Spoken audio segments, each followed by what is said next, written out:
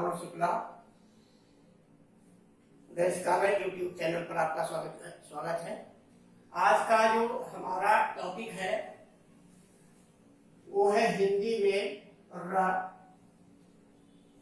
का प्रयोग, यानी हिंदी भाषा में र का इस्तेमाल कैसे किया जाता है। एक विशेष चीज को आप लोग ध्यान रखिएगा, हिंदी में जितने भी वर्ण हैं, स्वर हैं, व्यंजन हैं, इन सब में अगर हम देखते हैं तो उसमें रा का एक अपना अलग महत्व है। आपको क्या ध्यान रखना है, जितने भी वर्ण हैं वो लिखने के क्रम में, यानी प्रकृति के अनुसार उनके सिर्फ दो रूप हैं। अगर हम उनकी प्रकृति की बात करते हैं, लिखने की जो तरीका होता है, जो प्रकृति होती है, तो केवल उसके दो रूप हैं। एक तो वर्ण है खड़ी पाई के और दूसरे वर्ण है बिना खड़ी पाई के। ध्यान क्या रखना है आपको, दो प्रकार के वर्ण हैं, खड़ी पाई के वर्ण और बिना खड़ी पाई के वर्ण। अब आपको ध्यान रखना है कि खड़ी पाई के वर्णों की संख्या ज्यादा है। इसी को ध्यान में रख करके हिंदी खड़ी बोली को क्या कहा गया था, ये खड़ी बोली है। यानी खड़ी पाई को ध्यान में रख करके ही चंद्रधर शर्मा गुलेरी ने खड़ी बोली नाम दिया था और उन्होंने कहा था कि ब्रज भाषा पढ़ी है, उसके आगे ये भाषा खड़ी है। तो खड़ी पाई के वर्णों की संख्या ज्यादा है और बिना खड़ी पाई के वर्णों की संख्या कम है। इन्हें गोलीय वर्ण कहते हैं, गोलीय वर्ण। ध्यान रखिएगा, गोलीय वर्णों की संख्या 8 है। वैसे बिना खड़ी पाई वर्णों की संख्या 9 है। इसमें एक रा है, रा को छोड़कर शेष वर्णों को गोलीय वर्ण कहा जाता है। यानी बिना खड़ी पाई के वर्णों की संख्या कितनी है, 9 है। इसमें से रा को छोड़कर शेष 8 को गोलीय वर्ण कहा जाता है। रा का एक अपना अलग महत्व है, रा की एक अपनी अलग इमेज है। जैसे यदि रा में छोटा ऊ की मात्रा का प्रयोग करना हो तो ऐसे करेंगे, बाकी अन्य वर्णों में इधर यूज करेंगे, प्रयोग करेंगे।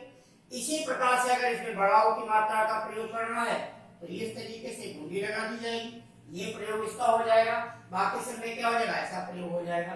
तो इस प्रकार से रा में जो दो स्वर ऐसे हैं, छोटा ऊ और बड़ा ऊ, जिनका इस्तेमाल एक भिन्न ढंग से, एक अलग तरीके से किया जाता है। लेकिन यहाँ पर जो मुख्य विषय है, यानी हमारे आज के टॉपिक का जो मेन केंद्र बिंदु है, वो केंद्र बिंदु ये है कि रा के विभिन्न प्रयोग किस प्रकार से किए जाते हैं हिंदी में। तो हिंदी में रा के विभिन्न प्रयोग केवल 3 ही प्रकार के होते हैं। पहला प्रकार देखते हैं सामान्य रूप, दूसरा प्रकार क्या है, पाद रूप, और तीसरा प्रकार क्या है, रेफ रूप। ध्यान दीजिएगा कि हिंदी में रा का प्रयोग 3 प्रकार से किया जाता है, सामान्य रूप से किया जाता है, पाद रूप में किया जाता है और रेफ रूप में किया जाता है। अगर हम तीनों को अलग अलग लेना चाहें, अलग अलग आपको समझाना चाहें, तो सामान्य रूप को पहले ध्यान रखिएगा कि रा का प्रयोग सामान्य रूप से कैसे होता है। यानी हम सामान्य रूप क्या कहते हैं, तो सामान्य रूप रा का प्रयोग कैसे होगा, सामान्य रूप में स्वर के साथ रा का प्रयोग, यानी स्वर के साथ रा का प्रयोग सामान्य रूप है। जैसे अगर इसका कोई उदाहरण लेना आप चाहो, जैसे अगर हम इसके कुछ उदाहरण आपके सामने लिखते हैं, तो उसमें जैसे आपने लिखा राम, ये रा का सामान्य रूप है जो बड़ा आ स्वर के साथ है, रा और बड़ा आ स्वर के साथ। आगे देखते हैं रेखा, यहां भी इसका सामान्य रूप है, इसमें रा प्लस ईश्वर के साथ है। तो ध्यान क्या रखना है, जब हम रा का प्रयोग सामान्य रूप में करते हैं, जहां स्पष्ट रा आपको दिखाई पड़े उसके आगे कोई स्वर लगा हो, ये रा का सामान्य रूप है। ध्यान क्या रखना है, यदि कोई स्वर लगा हो, ये रा का सामान्य रूप है। तो इस प्रकार से पहली बन जाती है पद्धति या पहला तरीका हो जाता है कि सामान्य रूप से रा को कैसे लिखा जाता है। इसके अगर हम आगे की बात करेंगे,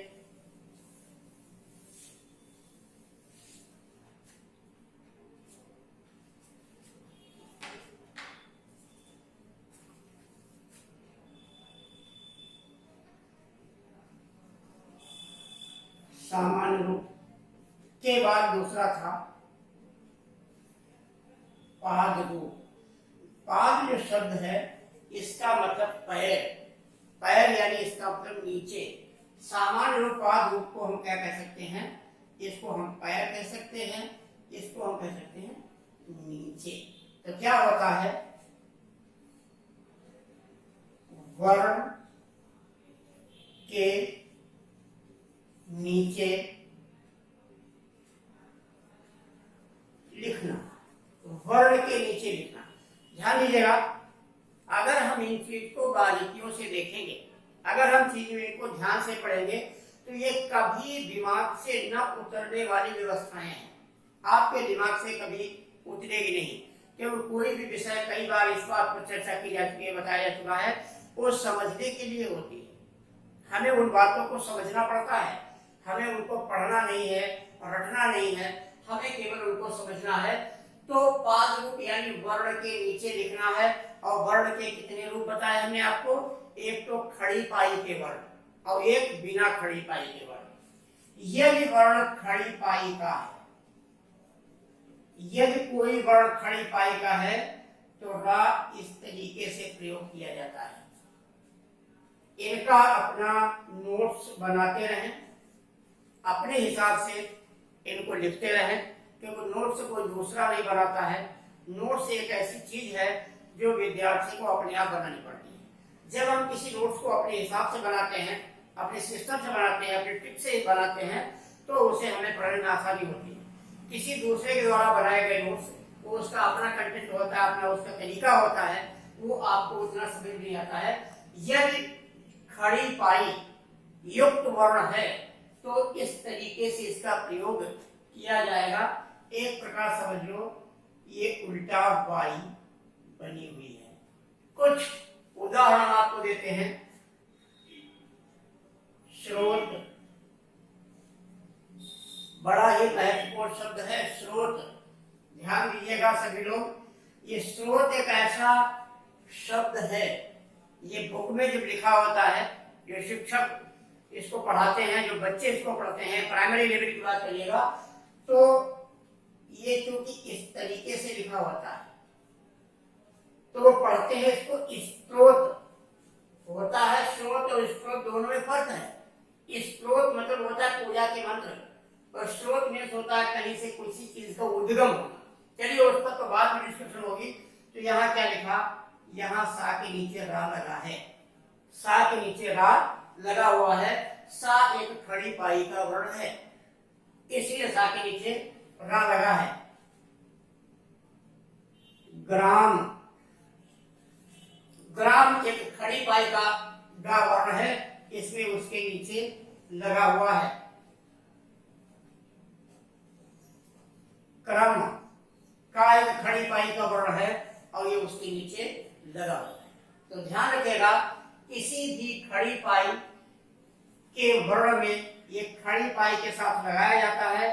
और इसकी एक और पद्धति होती है, यदि रा किसी भी खड़ी पाई वर्ण के साथ लगा है, तो जिस वर्ण के साथ लगा है वो वर्ण आधा, यानी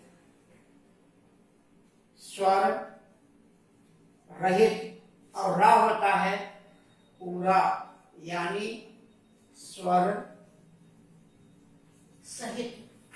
वो स्वर रहित है और ये क्या हो जाता है, स्वर सहित हो जाता है, यानी इसमें गा आधा है और रा पूरा है। ग्राम, अगर हम इसका ग्रा का वर्ण विच्छेद करना चाहें तो हम इसका वर्ण विच्छेद किस प्रकार से करेंगे, ध्यान दीजिएगा। ग प्लस र प्लस आ, यानी जो ग्रा है, जो आ है, वो रा के साथ है, ना कि गा के साथ है।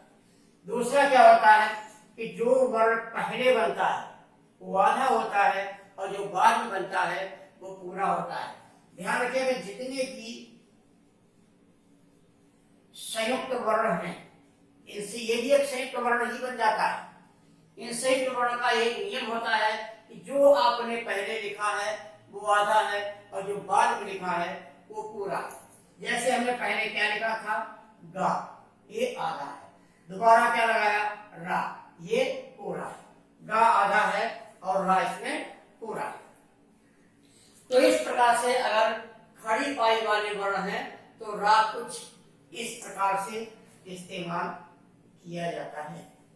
विशेष ध्यान रखने की चीजें हैं, और क्योंकि आपको बताना है अगले सप्ताह से हमारी लाइव क्लासेस प्रारंभ होगी।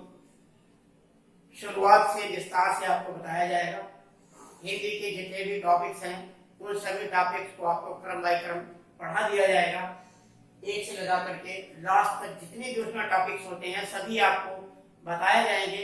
और प्रत्येक टॉपिक के बाद में ऐसा प्रयास किया जाएगा कि हर टॉपिक के बाद कुछ ऐसे प्रश्न आपके सामने प्रस्तुत किए जाएं जो परीक्षा में आते हैं और जहां पर बहुत सा आपके दिमाग में एक भ्रम की स्थिति उत्पन्न हो जाती है, इसमें क्या सही होगा क्या गलत होगा, इन समस्याओं का भी समाधान किया जाएगा।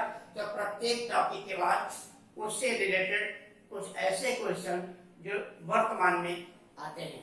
तो देखते हैं, पहला हमारा क्या, दूसरा हो गया पाद रूप खड़ी पाई वाले वर्णों में इनका इस्तेमाल होता है।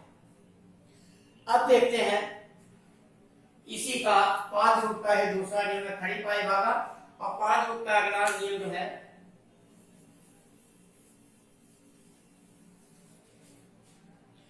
यदि गोलीय वर्ण पर रा का प्रयोग करना हो, गोलीय वर्ण यानी जो बिना खड़ी पाई के वर्ण होते हैं, अगर उसमें रा का इस्तेमाल करना हो तो उसमें हम नीचे, यहां पर भी नीचे इस्तेमाल इस तरीके से, लेकिन वहां इस्तेमाल कैसे होगा, जैसे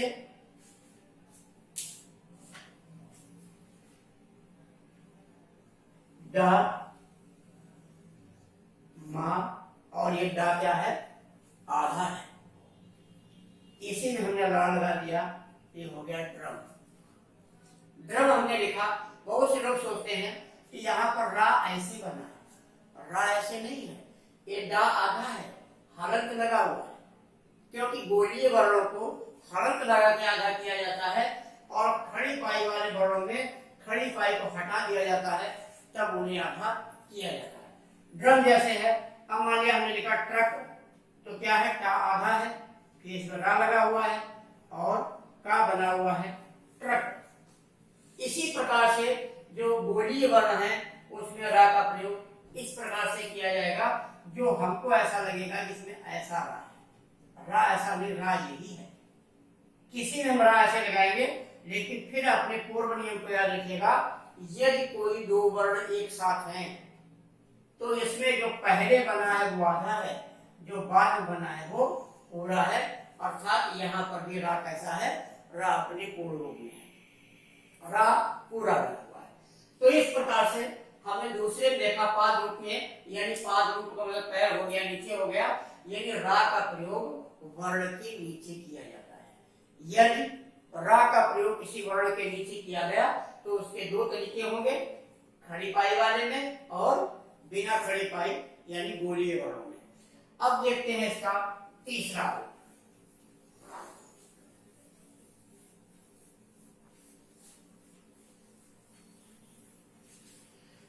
जो रा का लिखने का तीसरा तरीका है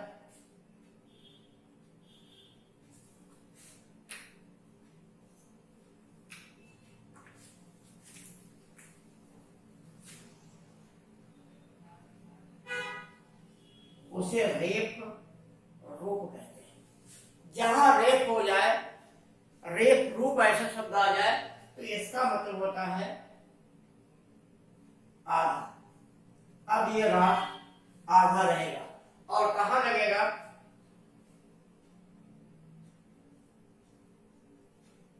शिरोरेखा के ऊपर। ध्यान दीजिएगा, हिंदी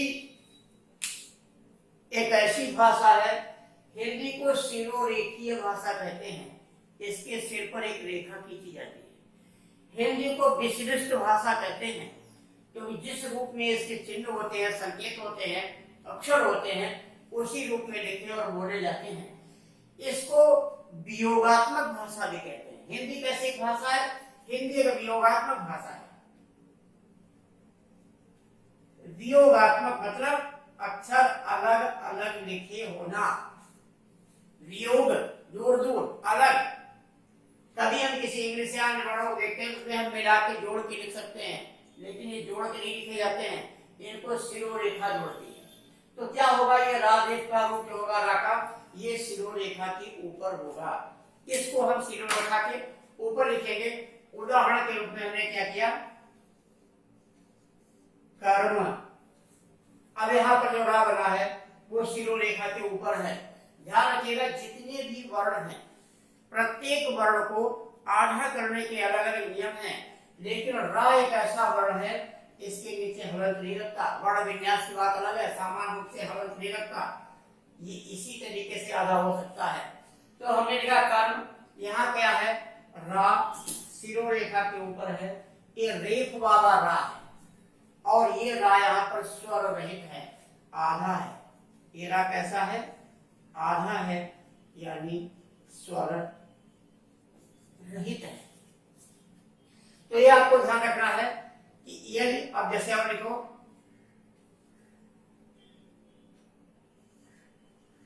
धर्म,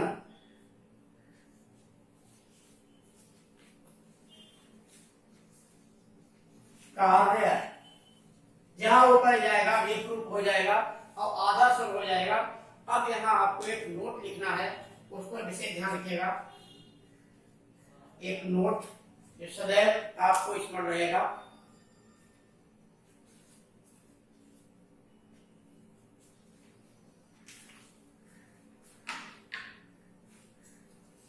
यदि र का प्रयोग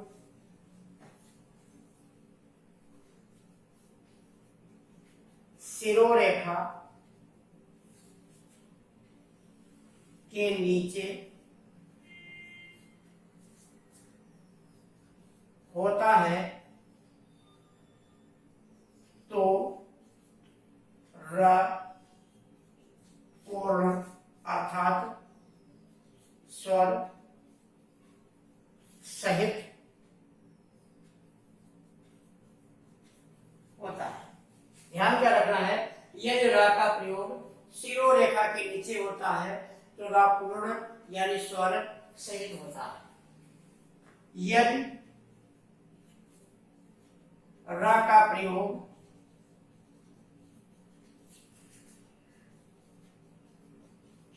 शिरोरेखा के ऊपर होता है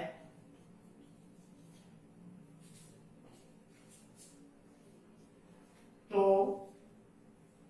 रा स्वर रहित यानी आधा होता है। इन दो बिंदुओं को, इन दो पॉइंट्स को यदि आप याद रखते हैं तो बहुत सी संख्याओं का समाधान आपका हो जाएगा। ध्यान दीजिएगा, यदि हमने शिरोरेखा के ऊपर रा लगाया है तो रा क्या होगा, आधा स्वर रहित होगा। अगर इसके नीचे लगाया तो रा क्या होगा, पूरा यानी स्वर सहित होगा। इस प्रकार से हमने जो रा के आपको 3 रूप बताए हैं, इन रूप पर विशेष अमल और ध्यान करने की जरूरत है।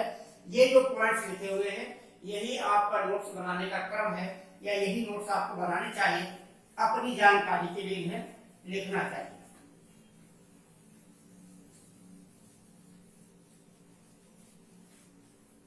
एक स्थान पर फिर से अगर इनको हम डिवाइड करें एक जगह देख लीजिएगा,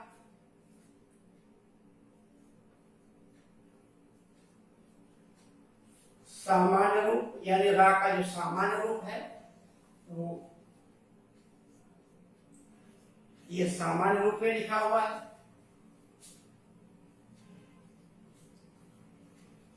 पाद रूप अगर है, पाद रूप के दो तरीके हैं, खड़ी पाई में इस तरीके से और गोलीय वर्ण में इस तरीके से लिखा जाएगा। ये हलंत लगा है, रा का रूप नहीं है। रा इसी तरीके से जैसे ये बना वैसे ये बना है, ये बिना हलंत के साथ बना हुआ है। उसके बाद में रा का रेख रूप है, तो ये इसके शिरोरेखा के ऊपर होगा, जैसे कर्म ये शिरोरेखा के ऊपर बना है। अब यहां से यहां तक रा क्या है, पूर्ण यानी स्वर सहित, और यहां क्या है, आधा यानी स्वर रहित। इस तरीके से अपने आप नोट्स बनाएं, अपने कॉपी पे बुकलेट पे इस तरीके की इनको लिखते रहे। ये बहुत ही काम आएंगे जब भी कभी कोई आपको असमंजस की स्थिति आए, कोई कंफ्यूजन आपके दिमाग में क्रिएट हो, तो आप अपने नोट्स को खोलें और इस प्रकार को देखें, समझ जाए तो आपको पता चल जाएगा हाँ ऐसा तरीका बताया गया था। तो इतना था कि रा के कितने रूप हैं, रा को कैसे लिखा जाएगा। अब रा एक गोलीय वर्ण की श्रेणी में आता है, लेकिन उन्हें गोलीय वर्ण नहीं कहा जाता है।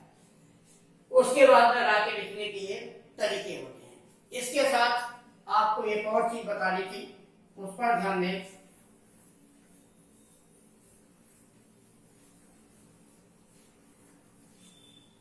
वर्तमान में जो स्टेट लेवल के पेपर होते हैं या सेंट्रल गवर्नमेंट के पेपर होते हैं, जहां पर हिंदी पूछी जाती है, उसमें एक तरीका और आ गया है कि शब्दकोश के बारे में पूछना। शब्दकोश के आधार पर किसी वर्ण को ये देखना कि कौन पहले स्थान पर होगा, कौन दूसरे स्थान पर होगा, यानी शब्दकोश के अनुसार वर्णों को कैसे खोजा जाए। अब ध्यान आपको ये रखना है कि जैसे हम ले लेते हैं अंग्रेजी, उसमें ABCD अल्फाबेट होते हैं, उन्हीं को ध्यान में रख करके आप जो है पहचान लेते हैं कौन सा वर्ण पहले होगा, कौन सा शब्द बाद में आएगा, हम उन चीजों को समझ जाते हैं। लेकिन यहाँ पर स्वर व्यंजन अलग अलग तरीके हैं, तो यहाँ का तरीका थोड़ा हिंदी का तरीका भिन्न होता है, क्योंकि हिंदी एक मानक और बड़ा ही प्रामाणिक भाषा है। तो यहाँ पर देखते हैं शब्द कोश, ध्यान दीजिएगा कोश लिखा है, एक तरीके से लिखा जाता है। इस कोश माने खजाना, और इस कोश का मतलब संग्रह होता है, शब्दों का संग्रह, रुपया पैसा का खजाना इस तरीके से लिखा जाएगा। शब्दकोश के अनुसार वर्ण, शब्दकोश के अनुसार वर्ण। तो जब हमें ये पता होगा कि शब्दकोश के अनुसार वर्णों की व्यवस्था क्या है, वैसे तो हमें सामान्य पता है कि सबसे पहला जो स्वर है वो छोटा आ होता है और सबसे पहला वर्ण जो का होता है। लेकिन इसी चीज को अगर हम देखते हैं कि शब्दकोश में अगर हमें किसी शब्द को ढूंढना, कोई शब्द आप कैसे ढूंढते हैं, आप इस तरीके से ढूंढते हैं कि हमें उसका तरीका पता होता है, नियम पता होता है। कुछ भी लिखा है, चार चीजें लिखी हैं, कर्म लिखा है, सत्य लिखा है, अहिंसा लिखा है, प्रतिज्ञा लिखा है, अब पूछ लिया गया तो सबसे पहले इसमें कौन आएगा, कौन सा वर्ण सबसे पहले होगा, तो तभी ढूंढ पाएंगे जब आपको एक क्रम पता होगा कहां पर हम इसको ढूंढना है। तो शब्दकोश के अनुसार वर्ण, हम यहाँ पर आपको ये भी बताएंगे कि इनमें क्वेश्चन क्या बनता है, इसमें पूछा क्या जाता है, किस प्रकार के प्रश्न आते हैं। तो शब्दकोश के अनुसार वर्ण देखिएगा, सबसे पहले वर्ण कौन सा होता है, अंगा। अभी हमने आपको बताया कि सामान्य तौर से वर्णमाला का पहला जो अक्षर है, पहला वर्ण है, वो छोटा आ है। लेकिन शब्दकोश अगर देखना है तो शब्दकोश के अनुसार पहला वर्ण क्या आता है, अंगा। फिर क्या आता है, चंद्र बिंदु, यानी पहले अनुस्वार आता है, फिर अनुनासिक आता है, उसके बाद क्या आता है? विसर्ग। यानी हम अंग आ को सबसे स्वरों के लास्ट में लिखते हैं, लेकिन यहाँ पर क्या है? अंग आ प्रारंभ में आ जाता है और बीच में एक चंद्र बिंदु वाला भी आ जाता है, क्योंकि शब्द तत्सम भी होते हैं और शब्द तत्व भी होते हैं। दोनों प्रकार के शब्द आपको लिखे होंगे शब्दकोश में। इसके बाद जितने भी वर्ण सब आ जाएंगे, छोटा आ, बड़ा आ, छोटी ई, बड़ी ई, छोटा ऊ, बड़ा ऊ, री,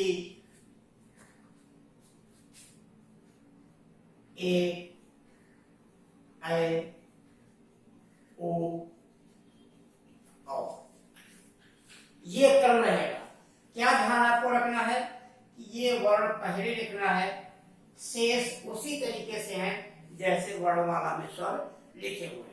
तो इस प्रकार से अगर हम स्वरों के वर्णमाला के स्वर की बात करें तो वर्णमाला के स्वर यहाँ से उसी तरीके से लिखे हैं जैसे वर्णमाला में है, लेकिन शब्द को उसको ध्यान रखेंगे तो अंग, ये चंद्रबिंदु युक्त अंग और आह पहले लिखना है, बाद में शेष वर्णों को लिखा जाएगा। यहाँ से पहला क्वेश्चन नोट कर लीजिएगा। पहला क्वेश्चन क्या आएगा कि हिंदी शब्दकोश के अनुसार पहला वर्ण कौन सा होगा? बड़ा ही मैथ से कम 2 प्रश्न आते हैं, 4 नंबर के होते हैं और 4 नंबर का किसी भी प्रतियोगी परीक्षा में बड़ा महत्व है। तो 1 भी नंबर 2 नंबर का होता है, 4 नंबर का बहुत बड़ा महत्व होता है। प्रतियोगी परीक्षा में हम अगर यूपी स्टेट को देखते हैं, 1 नंबर मतलब 20,000 बच्चा। अभी 2 साल पहले एक उसका टेट का एग्जाम हुआ था, यूपी टेट का, उसमें बच्चों का 1 नंबर बढ़ा था, 19,000 बच्चे और पास हो गए। तो इस प्रकार से 1 नंबर का मतलब होता है लगभग 20,000 स्टूडेंट। ये 4 नंबर के 2 क्वेश्चन आते हैं, 4 नंबर होता है। तो पहला क्वेश्चन आपका क्लियर होता है कि हिंदी शब्दकोश के अनुसार पहला वर्ण कौन सा होगा? तो पहला वर्ण कौन सा होगा? अंग। अब देखते हैं, ये तो स्वर थे, अब व्यंजन के बारे में जानकारी देते हैं।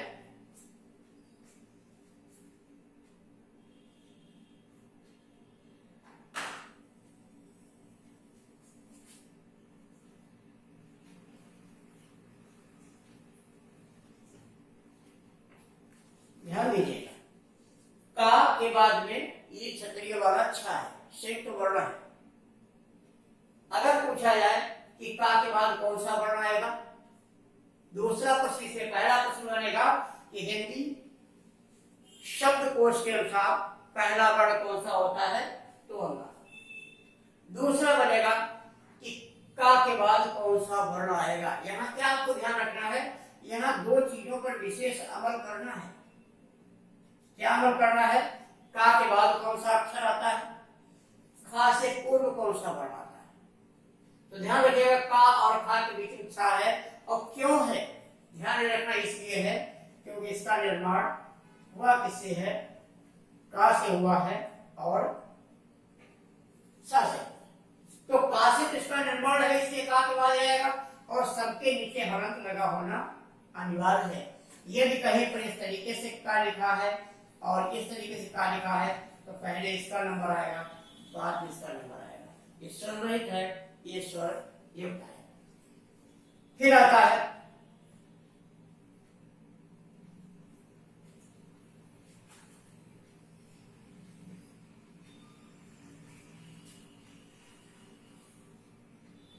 यहाँ चा, छा, जा और फिर बीच में आ गया ज्ञा, झा और या।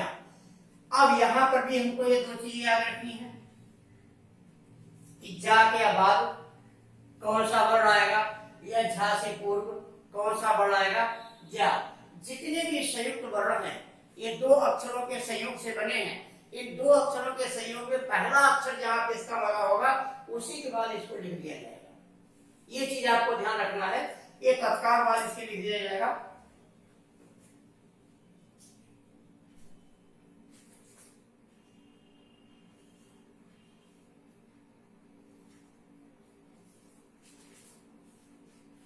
फिर होता है टा ठा डा, फिर रा ढा और ढा हो जाता है। ये दो अक्षर क्यों हैं? इन दोनों को ताड़नजात वर्ण कहा जाता है। दो तरीके से लिखा जाता है। हालांकि मैं आपको एक खास बात बता देते हैं कि शब्दकोश में इन्हें याद करने की आवश्यकता नहीं होती। लिखा तो इस क्रम में जाएगा, लेकिन शब्दकोश के अनुसार इसे याद करने की जरूरत नहीं होती है। अगर कोई आदमी प्रश्न पूछ लेता है, कोई एग्जाम में आपसे पूछता है कि इन दो वर्णों की हमें शब्दकोश में क्यों जरूरत नहीं होती है, तो आपका पहला प्रश्न होगा कि इन दोनों वर्णों से किसी भी शब्द का प्रारंभ नहीं होता, यानी किसी भी शब्द की शुरुआत इन वर्णों से होती ही नहीं है। अर्थात किसी शब्द के प्रारंभ में ये ताड़नजात वर्ण नहीं लिखे जाते। अगर हम देखते हैं, यहां डलिया लिखा आपने, अगर हम इससे शुरू करें तो ये गलत हो जाएगा, क्योंकि प्रारंभ में ये नहीं आ सकता, आएगा ही नहीं। इससे किसी वर्ण की स्टार्टिंग नहीं है। और ध्यान रखिएगा, कायदे दिखाया जाए कि हिंदी में इन दो वर्णों से भी और इससे, ये तीन, इनसे भी कोई भी नया शब्द बनता नहीं है। किसी भी शब्द का प्रारंभ होता नहीं है। आगे देखते हैं,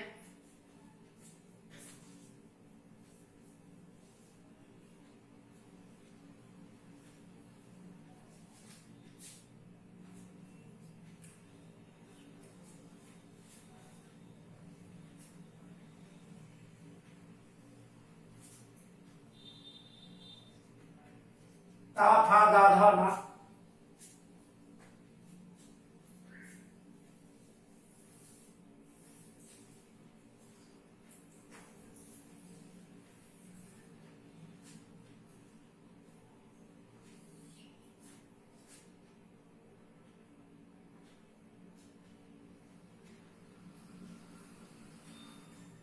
पाफा वाभा मा, या रा ला वा शा, फिर शा आ जाएगा यहाँ, श शा और हा।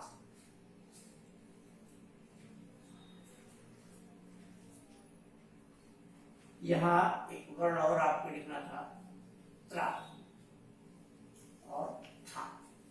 यानी इस प्रकार से अगर हमें लाइनों की बात करें, पहली लाइन, दूसरी लाइन, तीसरी लाइन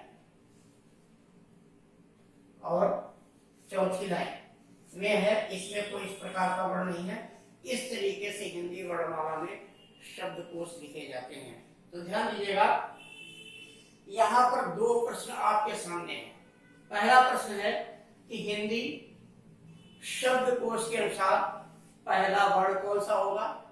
दूसरा प्रश्न आपसे पूछा जाएगा कि किसी भी वर्ण के आगे पीछे के वर्णों को पूछना, का के बाद कौन सा वर्ण आएगा, खा से पूर्व कौन सा वर्ण आएगा, जा के पश्चात कौन सा वर्ण आएगा, झा से पूर्व कौन सा वर्ण आएगा, ता के पश्चात कौन सा वर्ण होगा, था से पूर्व कौन सा वर्ण होगा, श के बाद कौन सा वर्ण आएगा, या श के पूर्व कौन सा वर्ण होगा। इस प्रकार से हिंदी शब्दकोश को ध्यान में रख करके ये वर्णों का क्रम आपके सामने उपस्थित है। तो पहला प्रश्न और दूसरा प्रश्न, इतने में आपके दो प्रश्न क्लियर है। चलिए अब इसके बारे में और देखते हैं आगे।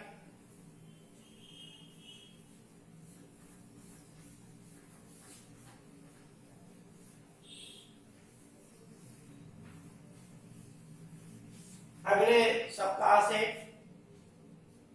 हिंदी की लाइव क्लासेस प्रारंभ हो रही हैं।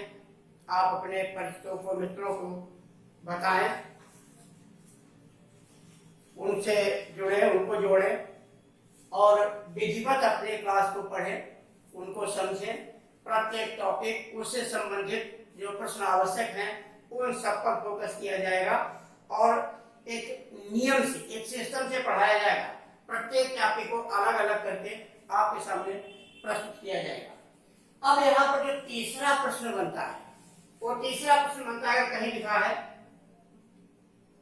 कारण क्षमा,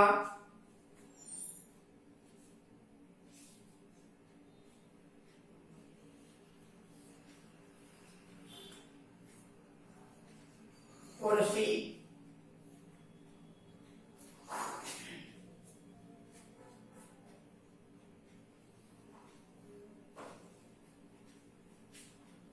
कुशल। ये चार वर्ण आपके सामने, चार शब्द लिखे हुए हैं और प्रश्न आएगा कि इसमें से कौन शब्दकोश के अनुसार कौन सा शब्द पहले स्थान पर आएगा। तो इस प्रकार से आपके आगे चार प्रश्न लिखे होंगे। ऐसे दो क्वेश्चन पूछे जाते हैं। उसे पूछा जाएगा कि हिंदी शब्दकोश के अनुसार कौन सा शब्द पहले आएगा। तो इनको हल करने का जो तरीका है वो एक ही तरीका है कि हम इनका क्या करें, वर्ण विच्छेद। क्या करें, संधि विच्छेद नहीं करना है आपको, वर्ण विच्छेद। एनसीईआरटी को पढ़ते हैं, सीबीएसई आईसीएसई बोर्ड में जब हिंदी पढ़ते हैं 9th में 10th में, तो उसमें वर्ण विच्छेद सिखाया जाता है। जो विद्यार्थी जितनी तीव्र गति से वर्ण विच्छेद कर सकता है वो व्यक्ति संधि भी उतनी जल्दी जान जाता है और शब्दकोश को भी उतनी ही जल्दी सीख सकता है, समझ सकता है। करते हैं वर्ण विच्छेद का प्लस आ प्लस मा र मा और आ। यानी रा आधा है, यहाँ पे ये भी दोबारा रा लगा हुआ है, इसलिए रा के आगे कोई स्वर नहीं है। का के आगे स्वर है, का पूरा है। माँ के आगे स्वर है और माँ पूरा है। रा आधा है, रा के आगे कोई स्वर नहीं है। अब इसको संधि विच्छेद करते हैं। का सा से ये क्षत्रिय वाला श बनता है। आ है इसके साथ माँ और बड़ा आ। आगे देखते हैं। का है, छोटा ऊ है, रा है, शा है और बड़ी ई है। इसको करते हैं। का है, शा है और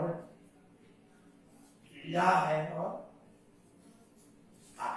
ये इसका वर्ण विच्छेद। अब वर्ण विच्छेद करने के बाद अब हम देखते हैं कि इन्हें हम वर्णमाला में कैसे देखें, कौन सा पहला होगा। तो देखते हैं पहली लाइन में प्रत्येक जगह पे का लिखा हुआ है, हर जगह का है, तो हमें इसे छोड़ना पड़ेगा। इसको छोड़िए, यहां से ये क्लियर नहीं हो सकता है कि पहले कौन आएगा बाद में कौन आएगा। आगे बढ़ते हैं तो देखिए छोटा आ है, शा है, ऊ है और आ है। अब यहां हमने देखा कि पहला वर्ण क्या था, आ था, लेकिन आ दो जगह आया हुआ। यहां पर भी आ है, यहां पर भी आ है, तो कैसे ये निश्चित हो कि कौन सा वर्ण पहले होगा। इसके बाद देखते हैं रा है, आ है, रा है और शा। तो इसमें क्या है, सबसे पहले रा यानी छोटा आ जाता है, तो पहले स्थान पे हम इसको ये पहले स्थान पे होगा। अब इसको यहाँ छोड़ देते हैं, क्योंकि यहाँ पर ये चीज कैसे आपने डिसाइड कर पाई कि आ सबसे छोटा था लेकिन आ दो जगह था, आगे पहले आएगा। तो नहीं अगर डिसाइड होता है तो उसके आगे बढ़ते हैं। फिर यहाँ पर देखा छोटा सबसे पहले था, अब उसके आगे जाते हैं तो माँ है, शा है और आ है। तो यहाँ पर क्या देखा कि आपको आ कहाँ मिला, यहाँ मिला। सबसे पहला वर्ण आ है, तो इसके बाद में ये दो स्थान पर हो जाएगा। फिर आगे बढ़ते हैं, आ है, बड़ा आ है, ई है और ला है। ये तीसरे को हो जाएगा, तो ये अपने आप से चौथे स्थान पे आ जाएगा। तो इन सब में क्या करना है, ये एक प्रैक्टिस की चीजें आपको है। कुछ और अगर हम इन शब्दों को लें, किसी और शब्द के बारे में बताएं, तो इसमें मुख्य रूप से हमें देखना है कि समय समय पर हम आपको इसकी प्रैक्टिस करना कैसे किया जाए बताते रहेंगे। 3 ही प्रकार के सवाल आते हैं। पहला सवाल आएगा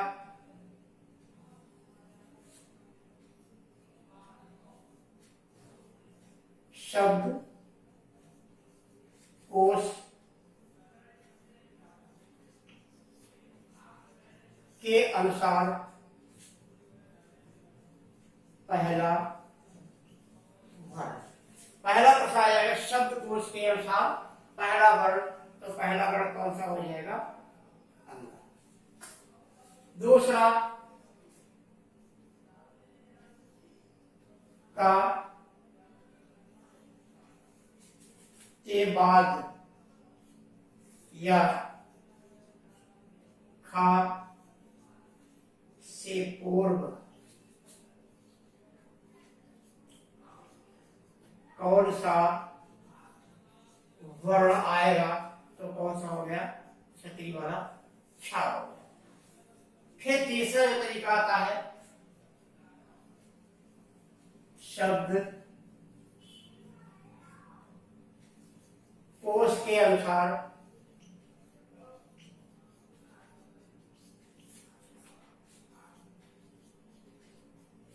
पहला शब्द, अभी वर्ण था, शब्द कौन सा